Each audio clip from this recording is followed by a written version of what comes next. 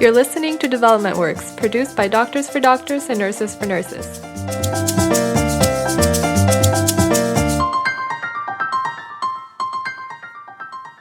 Hello friends, I'm Andrew Wilson. And I'm Michael Carlson. This is Development Works, supported by Doctors for Doctors and Nurses for Nurses. And on today's upcast, before doing international development, you've got to stand back to stand up.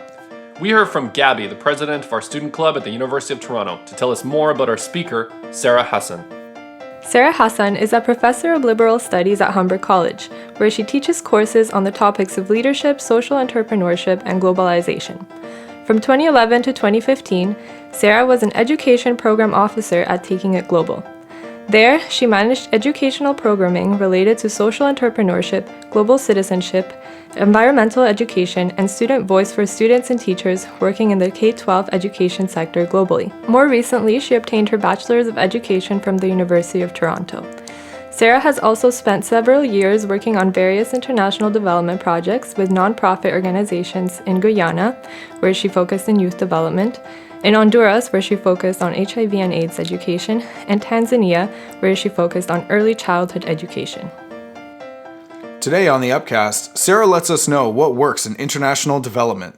But first, this Upcast is powered by Doctors for Doctors and Nurses for Nurses. We're a Canadian charity that sponsors the medical education of high-potential youth in rural Nicaragua. If you want to ensure everyone has access to quality healthcare, first visit doctorsfordoctors.ca. Kind of over time, once you reflect back and you think about it, then you're like, oh yeah, that worked really well. But in the moment, sometimes it's hard to see. But in thinking back, what really became apparent, especially coming into projects, was just being really self-aware, being understanding of who I am, how I present myself, and how that kind of appearance, even just my personal physical appearance, might impact the way I'd be perceived. Now, kind of growing up in Toronto, those types of things didn't really cross my mind as much because we live in a very open, kind of accepting multicultural society, at least in our urban setting. So in 2011, I moved to Zanzibar, Tanzania. Now, does anyone know where Zanzibar is? Southeast Africa. Yes. Yeah, actually, it's in the Indian Ocean. So it's a small, semi-autonomous island off the coast of Tanzania. So it kind of runs as its own pseudo-country, but it's still connected economically to Tanzania. So Zanzibar has its own very unique history, and it's a very, very conservative Muslim society. Now, I myself am a South Asian person of color. I'm also Muslim.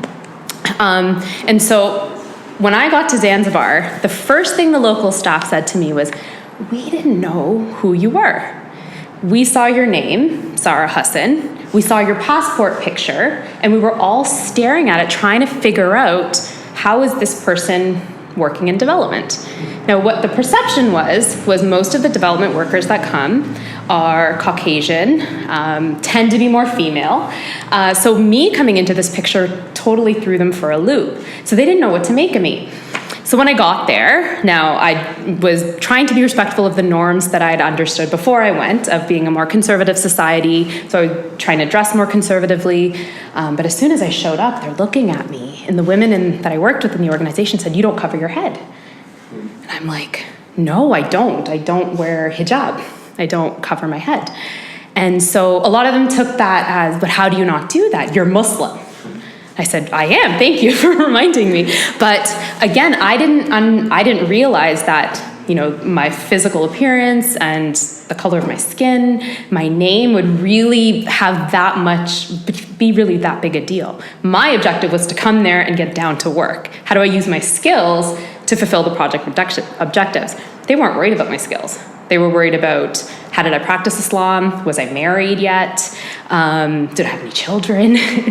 And I was nowhere near married with a child at that point. But it became a really big topic of conversation. Every first interaction I had was, oh, you're Muslim. What kind of Muslim are you? You're not wearing hijab. Like, what's happening? So I had to take a step back and kind of reflect. And at that point, I said, okay, so maybe I need to, cover my head a little bit. So it wouldn't be the first topic of conversation. So I decided, okay, I'm going to put on just a head covering, a loose head covering, just to kind of break the ice, and also just to take one one less thing away that they wouldn't have to ask about. So I put on a head covering, came back to work, and they were all like, oh, this is like so wonderful.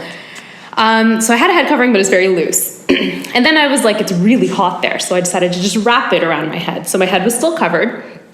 And being an expat and in that community, there's a lot of other expats. So in the evenings, I would meet other foreigners and we would go to art shows or go check out local cultural events. So I went to an art show and there was a TV camera there that was asking us about the experience. Like, tell us about what you thought about this art show. And you're a foreigner, speaks English, so we really want you on TV. So I get on TV, I'm sharing what I thought. My head was covered, so I was like, this is great, no worries. Get to work the next day. My colleagues are like, oh, we saw you on TV last night, but your neck was showing. I was like, you can't win them all, can you? So at this point, I didn't know what to do, and I was really self-conscious, and some of the women that I worked with as well were gently saying, maybe cover up your neck, because you are kind of working in our organization, you're a representative of the community. So I was all this undue pressure all of a sudden. I was like, representative of the Muslim community. It's a big role in a way. So at that point, this is about a month into my experience, I decided I was going to put on the full hijab. So I was wearing a full hijab for the year and a bit that I was there. Now, what I noticed immediately once I put it on was, in some ways, there was an ease with some of my coworkers. And all of a sudden, they were opening up to me more, they were discussing more. And then especially when I went out into the communities, the hijab ended up being kind of this bridge to conversation. And I was trying to be respectful and also tell them I don't wear the hijab in Canada. I didn't want to be disingenuous. But for the communities and for the people that I worked with, that wasn't important. They didn't worry about who I was in Canada. They were worried about who I was in that moment. And in that moment, what was so important was the way that I respected the culture, and especially because of the perception of me. As much as I didn't see myself in that way, it was very important for them. So I found that wearing the hijab, while very hot in that context, really actually helped enable our work to flourish. Now, the work we were doing there was an early childhood education program. So it was the organization I worked for opened a network of preschools that were community owned and community run to solve the issue of kindergarten education, which wasn't widely available. You started school at the age of 7, which if anyone's studying early childhood education, you're missing a big window without education between 0 and 7. So the school was creating the organization was creating these preschools. So we were working quite closely with a lot of communities and a lot of rural communities. So the hijab made all the difference. And that was something that really struck me, and I was completely shocked that was my kind of entryway into the work I was doing. It wasn't that I came armed with Excel skills and I could do all this research and I can learn the language and that didn't matter at the end of the day. So that was the first kind of very humbling moment, and what I recognized what kind of really worked in that instance was really taking a step back and understanding how the perception of me would actually impact the work that I was doing. And so it made me much more self-aware as a woman, as a person of color, and as a Muslim coming into this particular context, how that relationship would pan out. So, Mike, I can definitely say that I've never had this problem working abroad. Yep. I guess, like, being a white guy when I was working in Africa and Tanzania and Botswana and Nicaragua, no one put me to the same standards at all. No. And it's interesting to reflect here, and maybe we need to take a moment to just remind listeners, all our listeners out in Radio Land, about our position. So it's always important to question where knowledge comes from.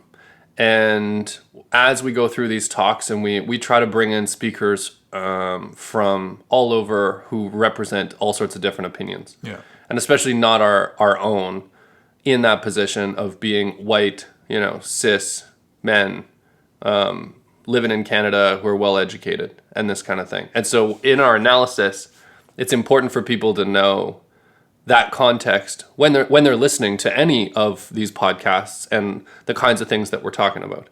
Mm-hmm. So that's an important piece, I think, to start with. Yeah, because that impacts how we translate information to you, our listeners, but it also impacts work abroad that we do internationally. Like when we go down to Nicaragua, as like a couple of white guys with like another team or, whatever it is. Nobody looks Nicaraguan with us.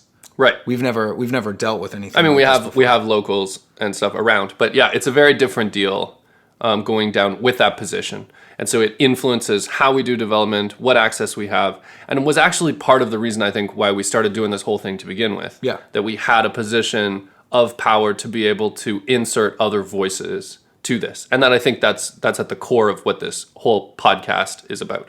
Yeah. So, I mean, that stuff being said, I think given that, and trying to contextualize this knowledge and this understanding or analysis or whatever we want to talk about, our ramblings on here, however you want to name that. I think when Sara talks about this piece with the hijab and getting to wear it or not, to me, there's a huge amount of work placed on her. So there is an obligation that she has to fit in that we would not. Yeah. Yeah, I agree. But with that comes like more trust. Sure. If she does actually fit in and she kind of like earns that trust, she can earn much greater trust in that community than I ever could, for example, because I don't come from the same faith. I don't come from the same place. Yeah. I don't like look the same or talk the same or anything like that. And there's something about that similarity. So the obligation that she carries to do additional work gives her also like keeps her down or like is hardship. But if she fights through that, there is a power of connectivity and of similarity that brings people, I would bet, more trust than we get. We do get, though, the offhanded, like, just like, oh, a bunch of white guys are showing up. Like, we trust them, like, flat level, this much. I mean, I've definitely gotten that as like a white doctor. Yeah. Like I've had people say to me before, right, like, I want the white doctor. I want the white doctor, so I'm going to like go to you. And I'm like, I don't even know what medication you would need because that's just not my specialty. Yeah, or how to deal. Yeah. Man, that is a challenging situation to deal with. So there is like that kind of, I guess like, yeah, like I've gotten like that over responsibility before, but it's pretty easy to see it and shut it down. Mm-hmm. Right. I appreciate Sara saying the hijab made all the difference. And I think in that is those two dynamics of there's additional work put on her, but also there's a power that she has with that if she chooses to take that. Yeah. So in this next clip, Sara opens up about a costly mistake involving racial tension in Guyana. Let's listen in. So I thought I'd share a little bit about, what did work, but what didn't work. So when I was in Guyana, I'd actually gone with a group of people to a project, and within this group, we were actually quite multicultural. We were coming from Toronto, so it was a diverse group, and we were coming into Guyana to a small island called Wakenam. And our work there was really to kind of identify local issues and work with the youth there to build their capacity to address those issues. So some of the issues that emerged were, we need to be able to have tutoring in schools. So how do we train tutors? How do we do kind of local garbage cleanups within the rivers? So our job was really to kind of help the youth that were already there identify and build their capacity to address some of these things. So while we were there, we're like, well, we want to get to know some of, the higher ups in the community and see how we can maybe influence them to help them kind of be more open to listening to the local youth. So one of the things that we came to learn when we were in that community in Guyana was there's actually a lot of racial tensions between two of the ethnic groups. And we weren't really aware of these tensions until we came there. And it's rooted in a lot of history and colonialism. There's a lot of context there that we're outside of, right? So when we got there, again, my South Asian identity came right to the forefront. And a lot of the locals who were of South Asian descent were very much, were coming and talking to me. Were very trying to find that kind of connection and bond. And then those who are of the Afro-Guyanese community, there was a bit of tension because we represented a group that, had a lot of power in the local context. So we decided, with the volunteers, when we were deciding to kind of connect with some of the higher up officials in the communities to kind of allow for more youth voice in the area, we didn't take race into account. And what ended up happening was we decided we're going to go meet with the local judge, the local magistrate in the community. And he was an Afro-Guyanese man who was assigned to the island, and he was the local judge in the courts. And so we wanted to go talk to him and kind of understand more how does policy work here and how can we help support more youth here. Now, in our group, it was myself and 3 other young women of South Asian descent. So we went out for dinner with the local magistrate. And what ended up happening was other community members saw us. And they took this experience as you're frolicking freely with someone from the other community. How can we trust you? So the next day, when we went into one of the schools to start helping with this tutoring program, the principal of the school asked us to leave and said, we can't have these girls here. Like, we saw what was going on. It's a small island. So word spread quite quickly. We saw who they were out with last night, and they shouldn't have been out. And what we didn't realize was that while we tried to explain what that actual interaction was about, the perception of it was very different. And our group leaders had actually advised us to not kind of have a meeting at night, having dinner, so kind of casually, that if we wanted to have a meeting, have it in an office, in a more formal setting. But we didn't do that. We decided, no, we also wanted a night out, so we met with the magistrate and just had, dinner, and the perception of that was was perceived in the wrong way. So as much as we tried to explain, our project leaders had to intervene and explain what was happening, and kind of what that dinner was about. And for us, it became a very humbling moment to understand that even though we have to really respect the social norms of a particular context, even if they might contrast with our own. Because I came from a context that was very multicultural, that was open and accepting, that we didn't look at race in a way. Right? That wasn't on the forefront of our mind when we interact with people. We didn't understand that we were in a context where that was the primary kind of indicator or primary assessment of someone. And so we had to respect that in a way and take the lead of our project leaders who were from the community on how do we go about these interactions. Such a good story. Yeah. And so many different interesting points. But okay, so the one that drives it, or I guess that jumps out to me right away, is this notion, Toronto, where we are doing this podcast from, pretty left-leaning city in North America, pretty liberal, pretty multicultural, lots of different races and people like coming through here, and we're proud of that. And often it's touted in this we don't see race, right? And this is I think a first layer, or one of the first steps of trying to understand multiculturalism is I don't see difference.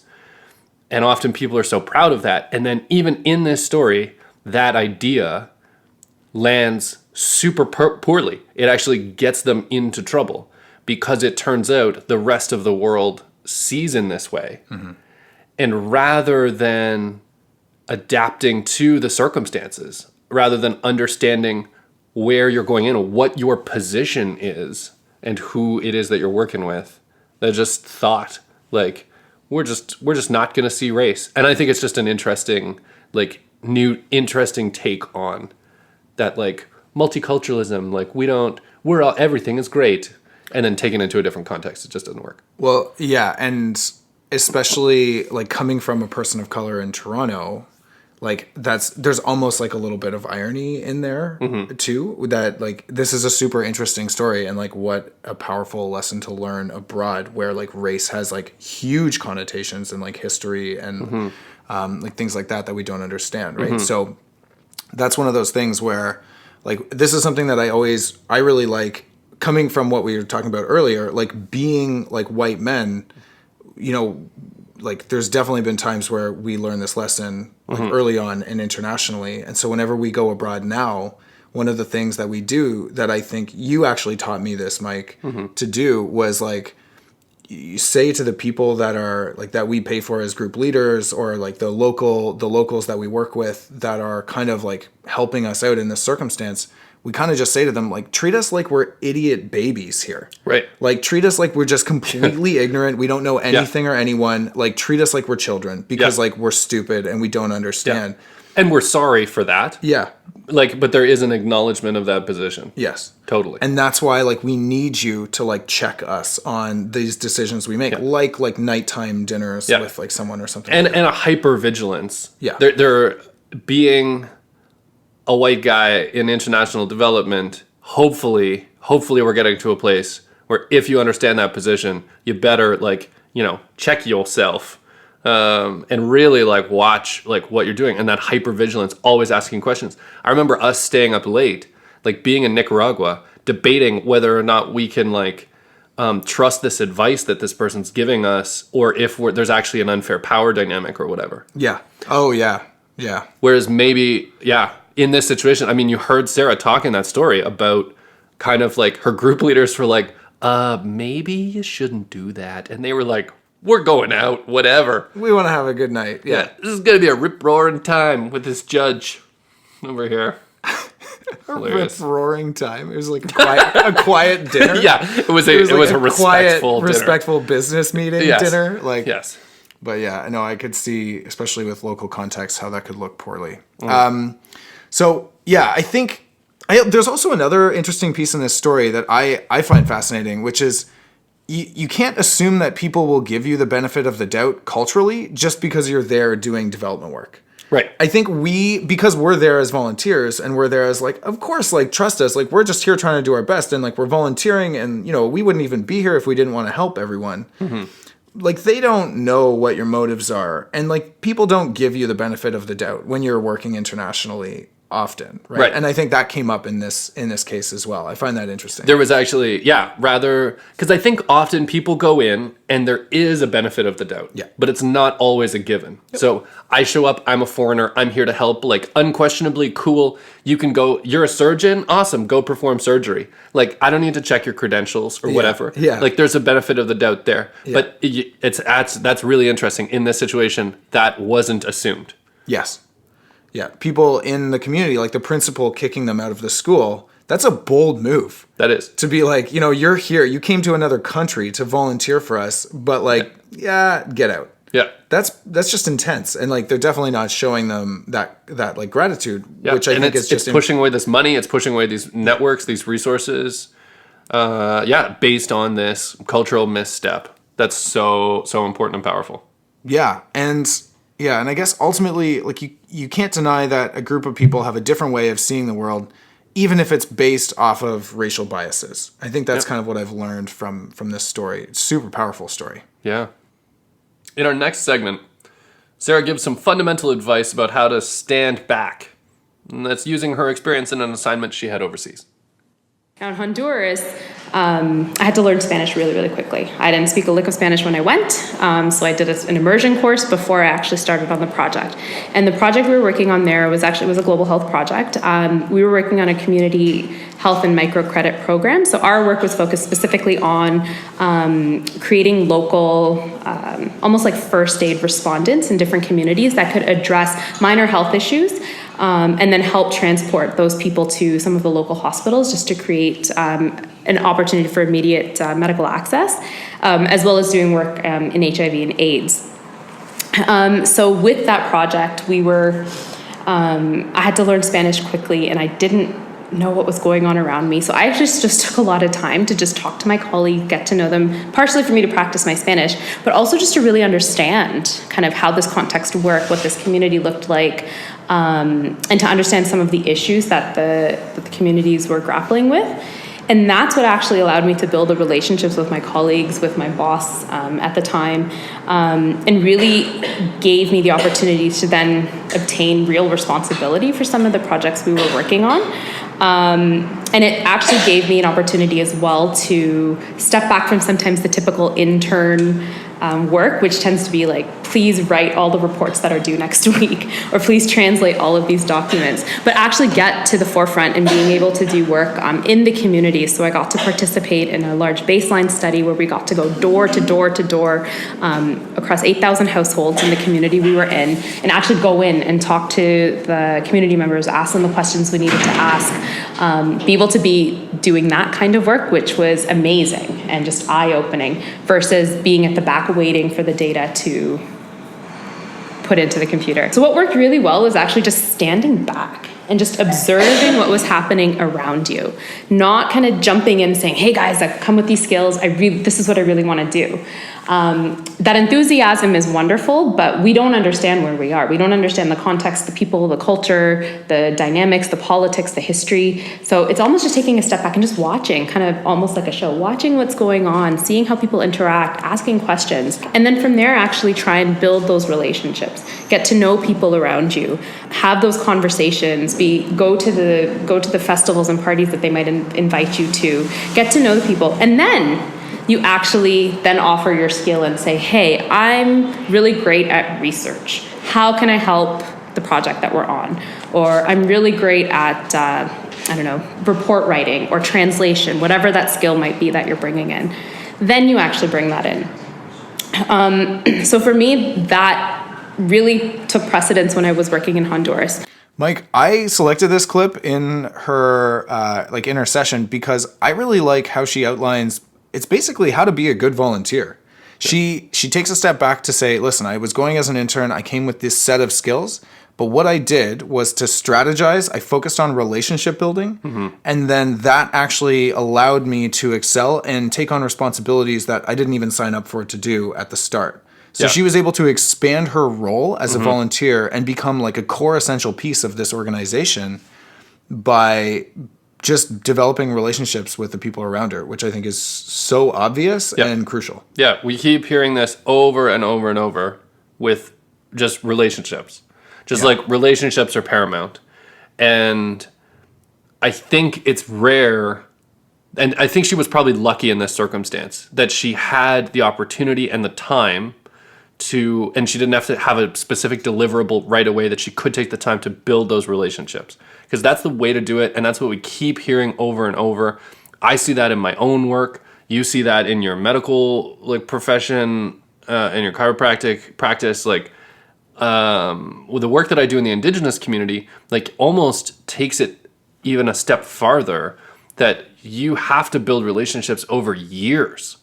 That you're there, present in community, and you just have to show up and be present for huge amounts of time in order to have any sort of influence or any sort of trust. And I think that's, it's something that we talk about quite a bit, but it's really good. It's a good example of how important relationships are to that. Yeah, relationships are, I think everything I'm starting to see really comes down to relationships, especially international development work. And I think that's because in international development work, relationships are often overlooked.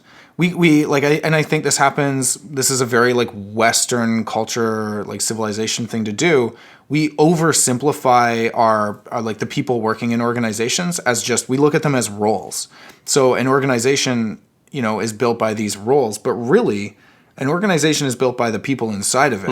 And that's all just people come to work and work usually often because of the relationships that they have with the people at work. There might be some I like this task. And that's important to get you there. But the reason you stay there, nobody would stay at their job if everyone just yelled at them all day. Right. And I hope not. In the same way, nobody wants to be another cog in the machine with a simple skill. So it all comes down to these more complex relationships in our lives. And I think international development kind of adopted that same corporate America kind of attitude of I'm here, I have this skill, let me do this skill for X amount of time and leave. It's parachute culture. It makes you also think about if relationship is the key here, if it's the key in development work, if it's the key of building trust, if it's key to being human, then we have dehumanized these entire ways of being. And I think it gives me pause, at least, of what are we doing in organizing our own nonprofit? And are we focusing on that relationship enough? Or have we pushed too far to cogs in the machine, with these roles that we assign people into? Or should we just be focusing on relationship? And it's funny, we talk about cogs in Doctors for Doctors and Nurses for Nurses, but at the end of the day, it actually comes down to relationship. It's the people who show up. Yeah. All the time. It's always been the people who show up. We'll put up an HR post for a volunteer. Yeah. And someone will be able to do that job. And then and then it finds out that they weren't actually as good at that job as we needed them to be. So then they'll take on another role, and then they keep showing up, and then they're a director. Mm-hmm. And that's it's just relationships. And that's basically how you and I got involved of I really am dedicated to this thing. Mm-hmm. This is what I'm good at. Trust me in it. Yeah. And you're like, I'm really dedicated to this thing here too. I'm good at things that are different than you. Maybe we should team up. And that's basically how this came to be. Yeah. That's fascinating. Lots of big questions here. I think, but definitely an answer though is show up and care and really trust and respect the people that you want to work for. And once you earn their trust and respect, then you can actually start doing useful, productive work. That feels like life advice, just to live by. Yeah, this podcast kind of went to a whole different level here. Yeah. Yeah. Fundamentally, how should you move through the world? Focusing on relationships. Yeah, I mean, ultimately, is this what life is about? This is the... Development Works, the podcast that answers, how should I live? Okay, to everyone who came out to our live recording of Development Works this month, thank you so much. As always, we love hosting this for your own personal growth, as well, certainly, as ours. And we learn tons, even during the recording of these podcasts. And we do it every month, actually, just so you know. Yeah, I mean, I just had an existential crisis. So, Sarah, it was great having you on the show. Don't take my word for it, though. Here's Gabby, the president of our University of Toronto Student Club, in a segment we call Gabby's 2 Cents. Thank you, Sarah, for sharing your stories. I loved how you emphasized the importance of considering the perspectives of the people you're helping in order to connect better with them and provide them with the best help possible. I feel like this is a lesson that can be applied not only to international development, but also to our everyday lives. So on behalf of the Student Club and myself, thanks again for sharing and for inspiring us. For all our listeners, if you want to hear everything that Sara Hassan or any of our other speakers for Development Works say unedited, you can always come to our live recordings at the University of Toronto downtown campus. Check out our website, doctorsfordoctors.ca, to find all the event details. Our Canadian charity strives to do the best international development work possible, and as we continue to learn, we are sharing all of our learnings with you. And we'd love to hear from you too. So drop us a line on our website if you want to volunteer or get involved. And now, updates for the month. In Doctors for Doctors and Nurses for Nurses this month, after a tough summer where Nicaragua was in political and economic chaos, the country is coming around and opening up its medical schools again. So 2 of our students are back in medical school after the crisis, and 2 of our students are set up to start this fall, which is really good, or early in the new year at worst. Brian, who is our first medical student, he's now a medical resident in his local hospital. He worked really hard all the way throughout this crisis to give healthcare to those in need in Nicaragua. Really proud of him and happy with him for that. Kimberly is a medical student working with a program right now called Days for Girls campaign while she's not in school. And that educates young women on their reproductive health and rights, which is really important in Nicaragua. Brandon, who's a medical student he actually had to relocate with his family from the crisis, and he will be back when his school opens up full-time, hopefully sometime in the new year. And Victor is our newest student studying dentistry, who's in school again since the summer. So, Mike, 2018 has been a wild year for us so far, but we are back on track, and we remain working with our students and doctors, and to me, that's the most important part. Amazing. Thanks for the update, Andrew. It's a big one. Yeah. And on our Canadian side, Mike here, Director of Canadian Operations. We're coming back from the summer, and our student clubs are getting started back up, including a new club in Guelph, Ontario. Yeah, Guelph. So we're excited to be back after the break and kicked everything off with a great Development Works at the University of Toronto. And for anyone who wants to come party and celebrate all the hard work that our medical students do down in Nicaragua, November 16th, 2018, we're going to watch some great bands play, dance, have a good time, share some drinks maybe, raffle prizes, all sorts of fun things. So save the date for November 16th. It's a Friday night, right? It's a Friday. We're going to party until Saturday. At least 12:01. Guaranteed. Perfect. Okay. It's a Friday-Saturday split. Let's move on here. Yeah. Well, that does it for this month's update on Doctors for Doctors and Nurses for Nurses. Let's hand it back to Sarah for the last word. We come armed with the skills we did, the backgrounds we have, the education we have to provide that service. But the first step is actually, well, who are we on the outside and especially on the inside? And that's everything for this month's episode of Development Works. Remember to subscribe to the podcast and to stay current with international development. Thanks for listening. This is Andrew and Mike signing off. And remember, if you don't make mistakes, you're not working on hard enough problems.